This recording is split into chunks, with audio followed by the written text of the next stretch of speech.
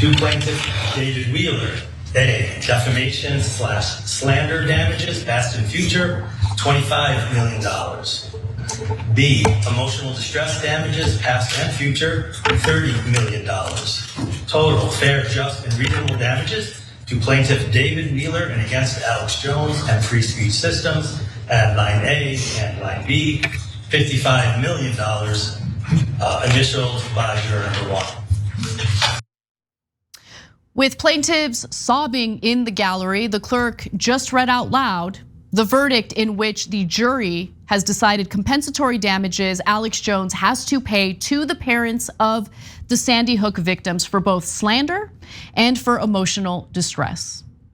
It's a good day in America. And for all of the alleged free speech absolutists who seem to only care about free speech when it comes to right-wingers like Alex Jones who engage in speech that isn't even protected in our Constitution, I say good day. Bye-bye. You have no argument. This is not protected speech. Terrorizing parents who lost their children in a tragedy and a mass shooting, using defamatory statements against them, not protected speech. And here's another piece of proof to give you to make that point. Now, how much will he pay in total? Well, the jury ordered Infowars founder Alex Jones to pay $965 million in damages to the families of 8 victims of the Sandy Hook shooting for the suffering caused by years of lies that the massacre was a hoax. If you haven't paid any attention to the trials, you haven't watched any of the trial proceedings, one thing that's important for you to keep in mind is that through the trial, which was meant to decide what the punitive and compensatory damages would be, we've seen evidence indicating that Alex Jones knew full well what he was doing.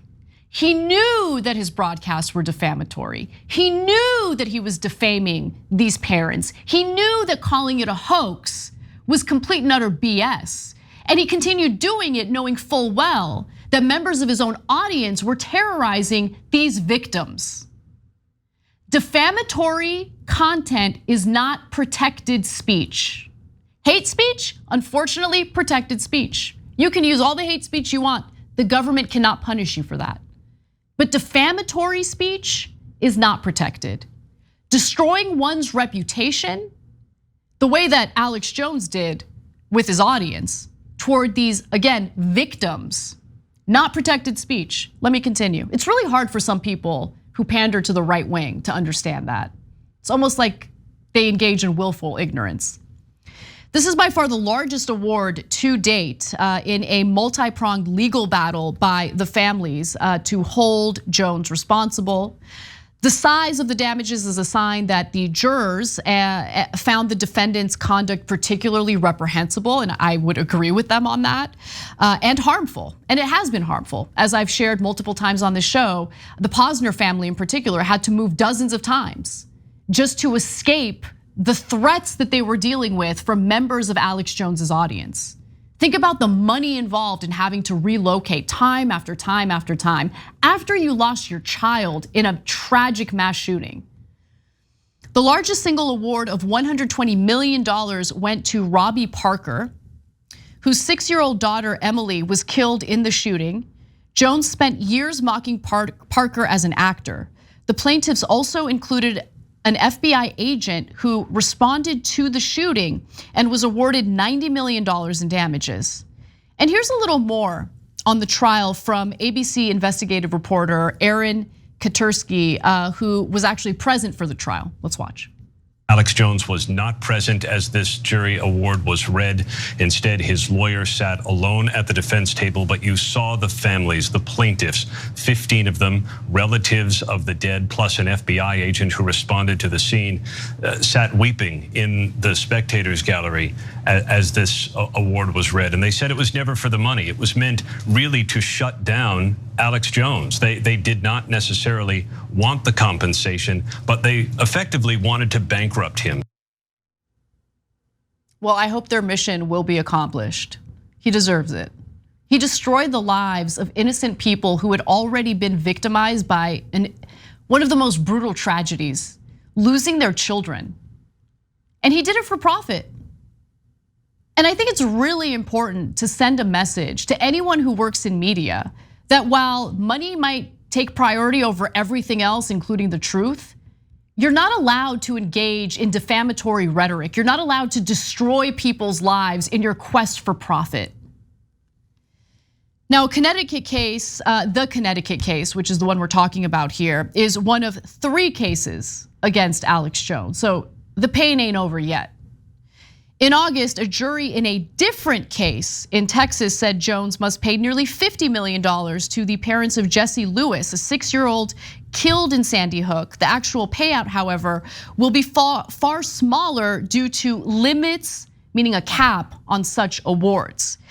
In addition, he has another upcoming trial with other families from the Sandy Hook tragedy. This time it'll take place in Texas.